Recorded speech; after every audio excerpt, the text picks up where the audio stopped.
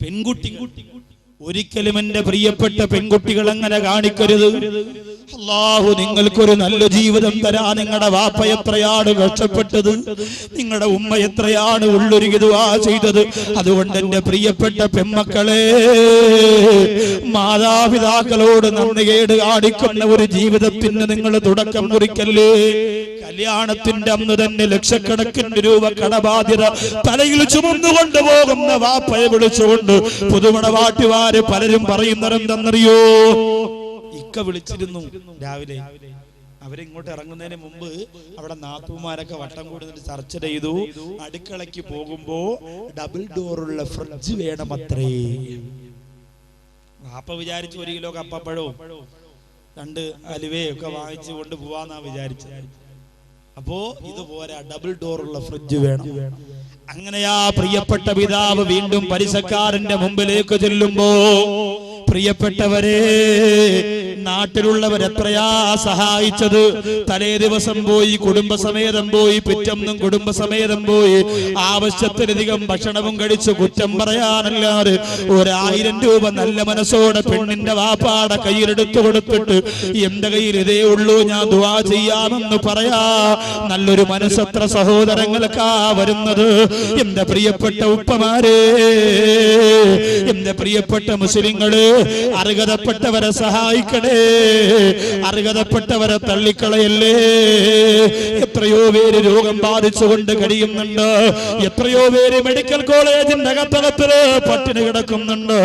അതേ നമ്മുടെ നാട്ടിലുള്ള അന്യമതക്കാരായ ശിവസേന പോലെയുള്ള ഹൈന്ദവ മതത്തിന്റെ സംഘടനക്കാര് മെഡിക്കൽ കോളേജിന്റെ ഫ്രണ്ടില് ഉച്ചക്കഞ്ഞി വിതരണം നടത്തുമ്പോ നമ്മുടെ മുസ്ലിം ഉപ്പമാരുടെ പ്രിയപ്പെട്ട മക്കള് പള്ളി വളർത്താൻ കോടിക്കണക്കിന് രൂപ പിരിവ് നടത്തുന്ന നമ്മുടെ പ്രിയപ്പെട്ട പള്ളിക്കാര്, അതുപോലെ പള്ളിയുടെ ബാത്റൂമിൽ പോലും ലക്ഷക്കണക്കിന് രൂപയുടെ ഗ്രാനൈറ്റ് ഒട്ടിക്കുന്ന പ്രിയപ്പെട്ടവര്, മുസ്ലിം സമുദായത്തിന്റെ പ്രിയപ്പെട്ട ഉപ്പമാര് അവരുടെ വീടിന്റെ മുറ്റം പോലും ഗ്രാനൈറ്റ് കൊണ്ട് അലങ്കരിക്കുമ്പോ മെഡിക്കൽ കോളേജിന്റെ മുറ്റത്ത് ഈ സമുദായത്തിന്റെ പാവപ്പെട്ട പെൺകുട്ടിയരാ ശിവസേനക്കാരൻ ഫ്രീ ആയിട്ട് കൊടുക്കുന്ന ഉച്ചക്കഞ്ഞി വാങ്ങാൻ പോയി തൂക്കുപാത്രവുമായി കാത്തു നിൽക്കുമ്പോ, എന്റെ പ്രിയപ്പെട്ട സമുദായമേ, നിങ്ങൾ ആരെയാ സ്നേഹിക്കുന്നത്, നിങ്ങൾ ആരെയാ സേവിക്കുന്നത്? അല്ലാഹുവിനെ സാക്ഷി നിർത്തിയിട്ട് അർഹതപ്പെട്ട പാവപ്പെട്ടവർക്ക് വേണ്ടി സ്വതക്ക ചെയ്യാനുള്ള മനസ്സ് എന്റെ സഹോദരങ്ങൾക്ക് വേണ്ടേ?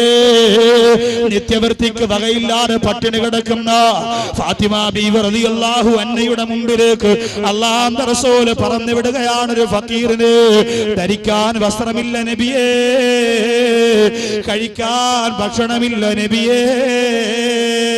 അല്ലാഹുവിന്റെ റസൂൽ പറഞ്ഞു, സഹാബത്തിന്റെ അവസ്ഥയെല്ലാം അങ്ങനെയാണ്. നിന്നെ എവിടെ പറഞ്ഞു വിടാനാണ്, എവിടെ പറഞ്ഞു വിടാനാണ്? എങ്കിലും എന്റെ പൊന്നുമോളെ മുമ്പിലൊന്ന് ചെല്ലുക, അവളൊന്നും തരാതിരിക്കൂല. ഫാത്തിമ ബീവി റളിയല്ലാഹു തആല അൻഹയുടെ വീടിന്റെ മുമ്പിലേക്ക് പറഞ്ഞു വിടുമ്പോ സലാം പറഞ്ഞുകൊണ്ട് മഹദിയായ ഫാത്തിമ റളിയല്ലാഹു അൻഹയെ വിളിക്കുമ്പോ വാതിലിന്റെ മറവിൽ നിന്നുകൊണ്ട് ഈന്തപ്പനയുടെ നാരുകൊണ്ട് മണലുകൊണ്ട് നിർമ്മിച്ചു വെച്ചിരിക്കുന്ന ഓല കൊണ്ട് നിർമ്മിച്ചു വെച്ചിരിക്കുന്ന വീടിന്റെ വാതിലിന്റെ മറവിലിരുന്നു കൊണ്ട് ഫാത്തിമ ബീവി റളിയല്ലാഹു തആല അൻഹ പറയുകയാണ്, എന്തേ നിങ്ങൾ എന്നെ വിളിച്ചത്? അയാള് പറയുന്നു, ഫാത്തിമ, പൊന്നാര നബി തങ്ങളുടെ മുമ്പ് നിന്ന് വന്നവരാണ് ഫാത്തിമ. അല്ലാഹുവിന്റെ റസൂൽ എന്നെ ഇവിടെയാണ് പറഞ്ഞു വിട്ടിരിക്കുന്നത് ഫാത്തിമ. ധരിക്കാൻ വസ്ത്രമില്ല ഫാത്തിമ, കഴിക്കാൻ ഭക്ഷണമില്ല ഫാത്തിമ, അതുകൊണ്ട് എന്തെങ്കിലും തരണമെന്ന് പറയുമ്പോ ഫാത്തിമ റളിയല്ലാഹു അൻഹയുടെ കണ്ണുകൾ നിറഞ്ഞൊഴുകയാണ്. എന്നെയും നിങ്ങളെയും പോലെയല്ല, അലമാരയുടെ അകത്തളത്തില് അടുക്കി വെച്ചിരിക്കുന്ന മോഡൽ വസ്ത്രങ്ങളില്ല, ഫ്രിഡ്ജിന്റെ അകത്തളത്തിലിരിക്കുന്ന അടുത്ത ആഴ്ച എടുക്കാനുള്ള മനോഹരമായ ഭക്ഷണ സാധനങ്ങളില്ല. ഫാത്തിമ റളിയല്ലാഹു തആല അൻഹയുടെ മനസ്സ് നോവുകയാണ്, വല്ലാതെ വേദനിച്ചുകൊണ്ട് കരയുകയാണ്. നബി മകൾ പൂവി ഫാത്തിമ ബീവി ബീവി മനമൊന്നു പിടഞ്ഞാനേ ഉള്ള സ്വതക്കയിലായി മനദുഃഖം പേരി ഫാത്തിമ കരഞ്ഞാനേ അഹ്മദിൻ കരള് മുഹമ്മദിനുടല് വെറും കയ്യാൽ മിഴിച്ചാനേ ഉള്ളം സ്വതക്കയിലായി മനദുഃഖം പേരി കരള് നിറഞ്ഞാനേ ഫാത്തിമ റളിയല്ലാഹു അൻഹ കണ്ണീരോടെ ചിന്തിക്കുകയാണ്, അല്ലാഹുവേ എന്താണ് ഞാൻ ഈ മനുഷ്യന് ചെയ്യുക? പെട്ടെന്ന് അതൊക്കെ തന്റെ ഫാത്തിമ റളിയല്ലാഹു അൻഹ കടന്നുപോയി. പനി പിടിക്കുന്ന രാത്രിയില് തന്റെ പ്രിയപ്പെട്ട മക്കള് മൂടിക്കിടക്കുന്ന ഒരു പുതപ്പ് തന്റെ മക്കൾക്ക് മൂടാ. അറേബ്യൻ രാജ്യത്തെ തണുപ്പുള്ള രാത്രികളില് സൂക്ഷിച്ചു വെച്ചിരുന്ന ആ ഒരേ ഒരു വസ്ത്രം, അതല്ലാതെ വേറൊന്നുമില്ല. ആ വസ്ത്രം എടുത്തുകൊണ്ട് ഫാത്തിമ റളിയല്ലാഹു അൻഹ ഫഖീറാന മനുഷ്യന്റെ കയ്യിൽ കൊടുക്കുമ്പോ അയാള് പറയുന്നു, ഫാത്തിമ നാണം മറക്കാ, തണുപ്പ് മാറ്റാ, എനിക്ക് ഈ വസ്ത്രം മതി ഫാത്തിമ. പക്ഷേ വിശപ്പടക്കാനൊന്നുമില്ലല്ലോ, വിശപ്പടക്കാനൊന്നുമില്ലല്ലോ, എനിക്കെന്തെങ്കിലും കഴിക്കാൻ വേണമല്ലോ. ഫാത്തിമ റളിയല്ലാഹു അൻഹ പട്ടിണിയാണ്, പുറത്തു പറയാത്ത പട്ടിണിയാണ്, പുറത്തറിയിക്കാത്ത പട്ടിണിയാണ്. റമളാൻ മാസത്തിലെ ഒരു നോമ്പിന് ഇടയത്താഴം കഴിക്കാൻ കഴിയാതെ വന്നാല്, ഉറങ്ങിപ്പോയാല് നാട്ടിലുള്ള എല്ലാവരോടും പറഞ്ഞുകൊണ്ട് എനിക്കിന്ന് പട്ടിണി നോമ്പാണ്, എനിക്കിന്ന് പട്ടിണി നോമ്പാണെന്ന് പുലമ്പിക്കൊണ്ട് നടക്കുന്ന പെങ്ങളെ, ദിവസങ്ങളോളം പട്ടിണി കിടന്ന ഫാത്തിമയുടെ വയറിന്റെ നൊമ്പരം അതേ മദീന എറിഞ്ഞിട്ടില്ല. ഫാത്തിമ റളിയല്ലാഹു തആല അകത്തേക്ക് പോയിട്ട് ചെറിയ ഒരു പെട്ടിയെടുക്കുകയാണ്, ചെറിയ ഒരു ടിന്നെടുക്കുകയാണ്. എന്തിനെന്നറിയോ? അതിന്റെ അകത്ത് തന്റെ ജീവിതത്തില് ഏറ്റവും വലിയ ഇഷ്ടപ്പെട്ട ഒരു സ്വപ്നമുണ്ട് പ്രിയപ്പെട്ടവര്. എന്താണെന്നറിയോ? ഖദീജ ബീവി റളിയല്ലാഹു അൻഹ ഈ ലോകത്ത് നിന്ന് വിട പറയുമ്പോ തന്റെ പൊന്നുമോള് ഫാത്തിമ റളിയല്ലാഹു അൻഹയ്ക്ക് സമ്മാനമായി കൊടുത്ത ഒരു മാലയാണ്. ലോകത്ത് എത്രയോ സ്വർണം ധരിച്ചവളാണ് ഖദീജ. പടവങ്കോട്ടത്തെ പെങ്ങളെ, നീ ധരിച്ചിരിക്കുന്നതിനേക്കാൾ കൂടുതൽ സ്വർണം ശരീരത്ത് ധരിക്കാൻ ഭാഗ്യം കിട്ടിയവളാണ് ഖദീജ. പക്ഷേ ലോകത്തിലൊന്ന് വിട പറയുമ്പോ എല്ലാം നാളത്തെ ആഖിറത്തിന് വേണ്ടി, പരലോകത്തിന് വേണ്ടി മാറ്റിവെച്ചു പോയപ്പോ ഖദീജ ബീവി റളിയല്ലാഹു അൻഹയ്ക്ക് തന്റെ പൊന്നുമോൾക്ക് കൊടുക്കാൻ ഒന്നുമില്ല. പൊന്നുമോളെ കയ്യിലെടുത്ത് കൊടുക്കാ ഒന്നുമില്ലാതെ വേദനിച്ചപ്പോ തന്റെ കഴുത്തിൽ കിടന്ന ഒരേ ഒരു മാല, തന്റെ കഴുത്തിൽ കിടന്ന ഒരു മാല ബഹുമാനപ്പെട്ട മഹദിയാര ഖദീജ ബീവി റളിയല്ലാഹു തആല എടുക്കുകയാണ്. എന്നിട്ടോ ആ മാല ഒരു മുത്തുമാലയാണ്. ഫാത്തിമ റളിയല്ലാഹു അൻഹയോട് പറയുന്നു, ഫാത്തിമ ഈ മാല നിനക്കുള്ളതാണ്, ഉമ്മാക്ക് തരാ വേറെ ഒന്നുമില്ലെന്ന് പറഞ്ഞ് ആ മാല കൊടുത്തിട്ട് പറഞ്ഞു, ഫാത്തിമ ഇന്ന് നിന്റെ ഉമ്മാടെ ചുണ്ടത്തേക്ക് മുത്തം തരണമെന്ന് നിനക്ക് മോഹമുണ്ടാകുന്നുവോ, നിനക്ക് കൊതി വരുന്നുവോ? അന്ന് ഈ മാലയിൽ മുത്തം കൊടുക്കണം ഫാത്തിമ. ഉമ്മാടെ കവളൊന്ന് കാണണമെന്ന്, ഉമ്മാടെ തലയിലൊന്ന് തൊടണമെന്ന് നിനക്ക് മോഹം വന്നു പോയാ ഉമ്മാടെ ഖബറിന്റെ അരികിലേക്ക് വരണ്ട ഫാത്തിമ. മനസ്സറിഞ്ഞുകൊണ്ട് ഉമ്മ തന്ന ഈ മുത്തുമാല എടുത്ത് മുത്തം കൊടുത്തു എന്ന് പറഞ്ഞുകൊണ്ട് കൊടുത്തിട്ട് പോയ മാലയാണ്. ആർക്കും എടുത്തു കൊടുത്തില്ല. സുഖമില്ലാതെ കിടന്ന മക്കൾക്ക് വേണ്ടി എടുത്തില്ല, പട്ടിണി കിടന്ന അലി റളിയല്ലാഹു അൻഹുവിന് വേണ്ടി എടുത്തില്ല. എവിടെ നിന്നോ വന്ന ഫഖീറാന മനുഷ്യൻ, എവിടെ നിന്നോ വന്ന ഫഖീറാന മനുഷ്യൻ തന്റെ മുമ്പിരുന്ന് പൊട്ടിക്കരഞ്ഞപ്പോ ആ മാലയെടുത്ത് കൊടുത്തുപോയ റസൂലുള്ളാഹിന്റെ കരളേ ഫാത്തിമ റളിയല്ലാഹു തആല അൻഹ. ആ മാല എന്റെ പ്രിയപ്പെട്ടവരെ ഫഖീറാന മനുഷ്യന്റെ കൈകളിലേക്ക് എടുത്തു കൊടുത്തുപോയെങ്കിൽ എന്റെ സഹോദരിമാരോട് ഞാനൊന്ന് ചോദിക്കട്ടെ, എത്രയോ പേര് ക്യാൻസർ പിടിച്ച് കിടക്കുന്നുണ്ടോ, എത്രയോ പേര് ട്യൂമർ പിടിച്ച് കിടക്കുന്നുണ്ടോ, എത്രയോ സഹോദരങ്ങള് സഹോദരിമാര് മാരകമായ രോഗം പിടിച്ചുകൊണ്ട് ചികിത്സിക്കാൻ നിവർത്തിയില്ലാതെ മരണമുറപ്പായിട്ട് പൊട്ടിക്കരയുന്നുണ്ട് പ്രിയപ്പെട്ടവരെ. ഒരു ഗുളികയ്ക്ക് 10,000 രൂപ വില വരുന്ന, ഒരു ഇഞ്ചക്ഷന് 1.5 ലക്ഷം രൂപ വില വരുന്ന സഹോദരിമാരെ, ഒരു പുതിയ മാല കിട്ടുമ്പോ, ഒരു പുതിയ വള കിട്ടുമ്പോ, ഒരു പുതിയ വീട് വെക്കുമ്പോ എല്ലാം മറന്നുകൊണ്ട് നടുറോഡിലൂടെ അഴിഞ്ഞാടി നടക്കുന്ന ഈ സമുദായത്തിന്റെ പിശാചിന്റെ പാരാട്ട് പാടുന്ന എന്റെ പ്രിയപ്പെട്ട സഹോദരിമാര് ചിന്തിച്ചേ. അള്ളാഹു പണം തരുമ്പോ പെട്ടെന്ന് മനസ്സ് മാറിപ്പോകുന്നെങ്കിൽ അതിൽ ഈമാനിന്റെ ഒരു ചൈതന്യവുമില്ല.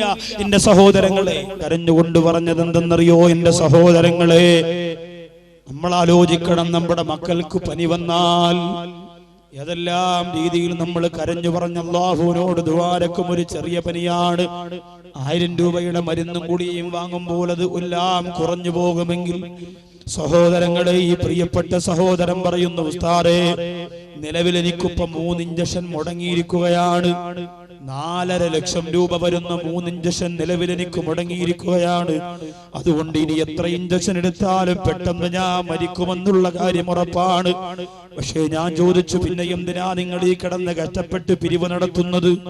ആ സഹോദരൻ പറഞ്ഞു, ഇത് ഇഞ്ചക്ഷൻ എടുക്കാൻ വേണ്ടിയല്ല, ഞാൻ മരണപ്പെട്ടാൽ എന്റെ മക്കൾക്ക് ഒരു നേരത്തിനുള്ള ഭക്ഷണത്തിനുള്ള വകയെങ്കിലും ആകുമെങ്കിൽ അത് സന്തോഷത്തോടെ എന്റെ മക്കൾക്ക് കൊടുക്കാൻ വേണ്ടിയിട്ടാണ്. എന്റെ ബന്ധുക്കളെ സഹായിക്കുന്നതിന് പരിധിയില്ലേ, എന്റെ കുടുംബക്കാര് സഹായിക്കുന്നതിന് പരിധിയില്ലേ. അതുകൊണ്ട് എന്റെ മക്കളുടെ പട്ടിണി മാറ്റാനാണിതെന്ന് പറഞ്ഞുകൊണ്ട് കണ്ണീരോടെ ഇറങ്ങിപ്പോയെങ്കിലും അല്ലാഹു നമുക്ക് ചെയ്ത അനുഗ്രഹം എത്ര വലുതാ. അതുകൊണ്ട് നമ്മുടെ മുന്നിൽ കാണുന്ന പാവപ്പെട്ടവർക്ക് അവരെ തടയാതെ, അവരെ ഉപേക്ഷിക്കാതെ അല്ലാഹു തന്ന പണം കൊണ്ട് മിമ്മാ റസഖ്നാകും മിൻ ഖബ്ലി അൻ യഅതിയ അഹദകുമുൽ മൗത്. അല്ലാഹു മരണമെന്ന് പറയുന്ന വിലയേറിയ ഒരു ലോകത്തേക്ക് നമ്മളെ കൊണ്ടുപോകുന്നതിന് മുമ്പ് അല്ലാഹു നമുക്ക് തന്നതെന്താണോ അതിനെ അർഹതപ്പെട്ടവർക്ക് കൊടുക്കാനുള്ള മനസ്സുണ്ടാവണം. മക്കൾക്കും ഭാര്യക്കും നമ്മൾ കൊടുക്കുക, കുടുംബത്തിൽപ്പെട്ടവർക്ക് കൊടുക്കുക. റമദാൻ മാസമാണ് വരുന്നത്. പടവങ്കോടുള്ള പ്രിയപ്പെട്ടവരെ, പരിശുദ്ധ റമദാൻ മാസമാണ് കടന്നു വരുന്നത്.